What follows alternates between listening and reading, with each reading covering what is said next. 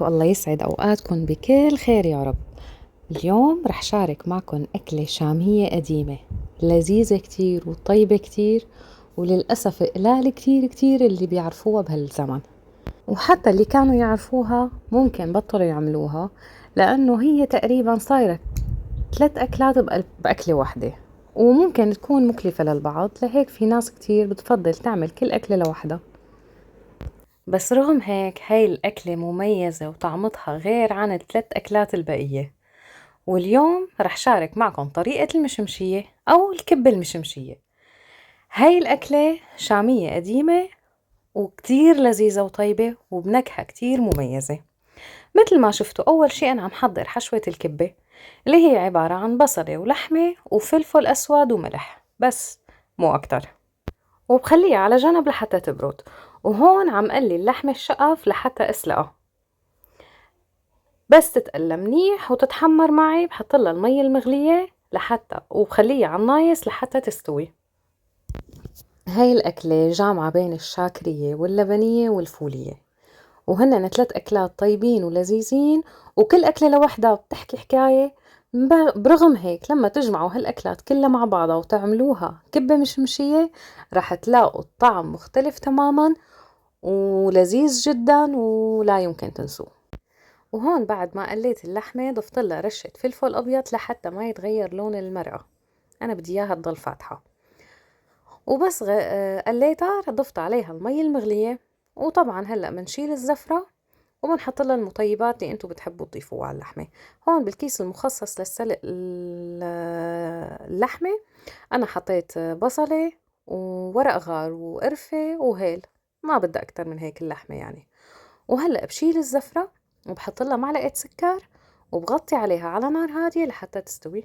خبروني مين منكم بيضيف السكر على اللحمة وشو بيعمل وقت السلق يا حذركم، خبروني إذا بتعرفوا بالتعليقات. وهلأ بين ما تستوي معي اللحمة رح كبكب الكبة معكم، يلي ما بيعرف يعملها هي كتير سهلة وبسيطة وما بدها أي شي. عندي هون مي فيها معلقة نشا صغيرة مشان نبل إيدنا نحن عم نشتغل، ومنبلش نكبكب بهاي الطريقة. طريقة تشكيل الكبة كتير سهلة بس بدها شوية تركيز بالبداية، وبعدين بتلاقوا القصة عم تكرج معكم كرج. هلا أول شي أهم شي إنه بخنصركم مطرح ما بتمسكوا الكباية من تحت عند التم تضلوا زامينها بخنصركم لحتى ما يكبر القرص معكم وتفنش، وبس تسكروه بصير بيجمع وبيطلع القرص سميك. ومن تحت بالسبابة والإبهام بتحاولوا كمان تعملوا له بوزة إذا بتحبوا، ومنحشيها للتم بهذا الشكل، ومنبلش تسكير بهذا الشكل بهاي الطريقة شوي شوي لحتى ما تزم معنا الكباية وتجمع الكبة وتطلع سميكة من تحت. وانتو وذوقكم، وإذا حبيتوا تعملوا له بوزة بهذا الشكل من فوق ومن تحت، أنا بحب هذا الشكل وبس والله. ومثل قرص اللبنية لازم يكون عندي بهذا الحجم أو أصغر أو يعني مثل ما أنتوا بتحبوا، بس يعني هذا الحجم الوسط يلي هو متعارف عليه للبنية. وبس بهاي الطريقة، شايفين ما أسهل وما أبسط القصة، ما بدها شي. وهلأ أنا خلصت تشكيل الكبة، وعندي هون شوية زيت زيتون رح أقلي فيهم الفول. الفول عندي مفرز طبعا، طلعته من الفريزر دغري على الطبخ. بحط شوية زيت زيتون وبحط الفولات وبحط لهم معلقة سكر، بيساعد على الاستواء وبيخلي لون الفول يضل أخضر وحلو. وهيك والله منقليهم على نار وسط، منغطي عليهم، وبس يستوي الفول بنكشف عليه الغطاء لحتى ما يسود، وبنخليه على جنب لحتى نستخدمه بعدين.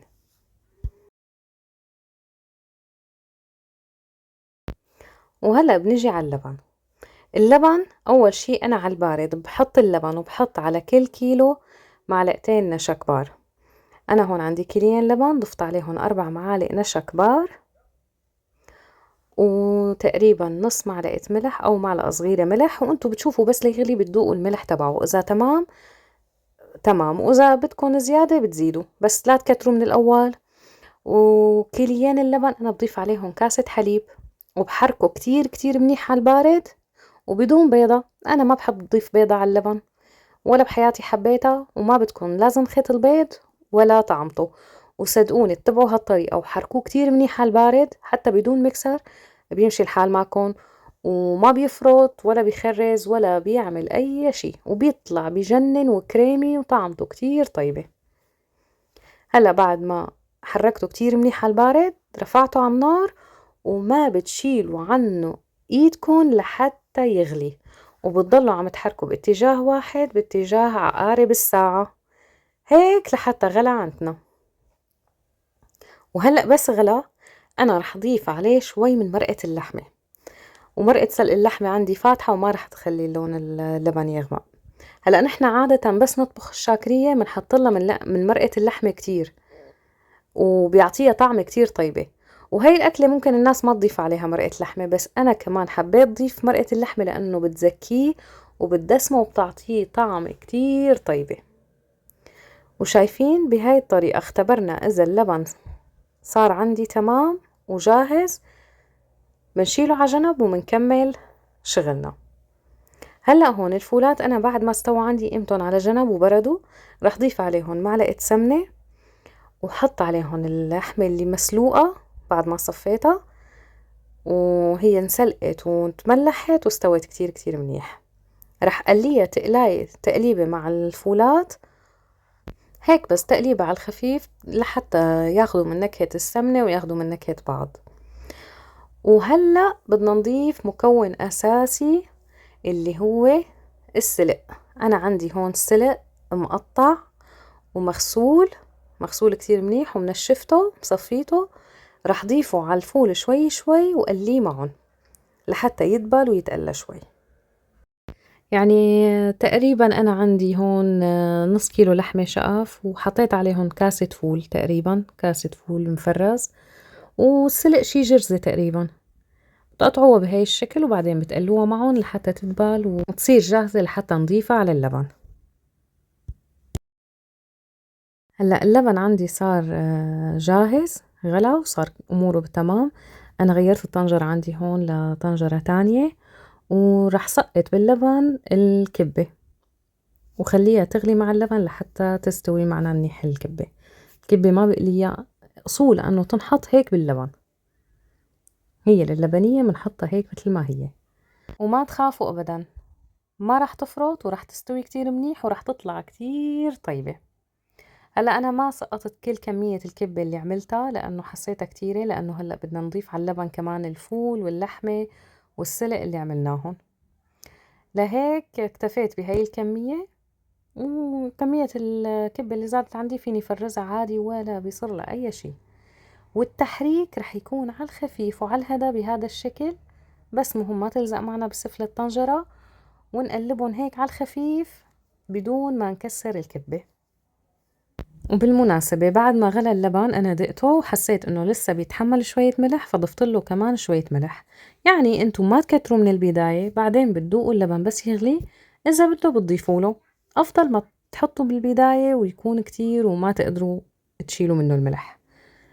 هلأ هون عندي الفول واللحمة والسلق بعد ما تقلوا كتير منيح، شلتن على جنب. هلأ شو بدي أعمل؟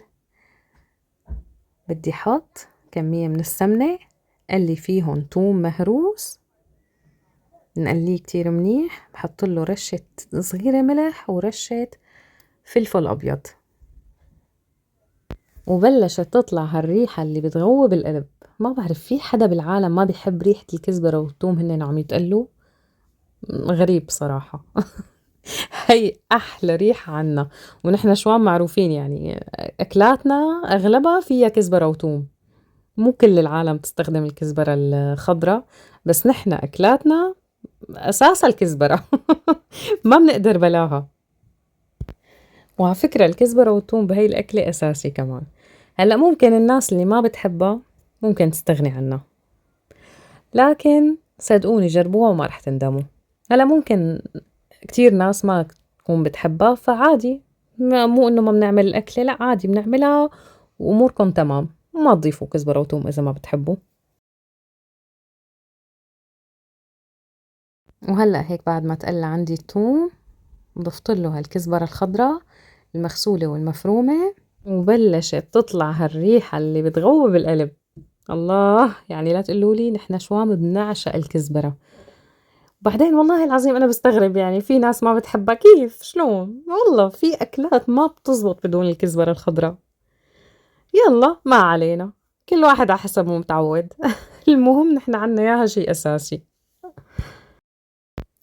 هلا هون أنا طبعا ما بدي أطبخها لحتى تسود، بس هيك قليتها شوي ودبلتها وطلعت هالروايح اللي بتشهي القلب، بنشيلها على جنب وبنكمل طبختنا. وهلأ هون بعد ما غلت اللبنية وصارت الكبة مستوية وجاهزة، نزلت عليها السلق والفول واللحمة، وبنخليهم هيك يغلوا كم غلوة سوا ليتعرفوا على بعض وياخدوا من نكهات بعضهم.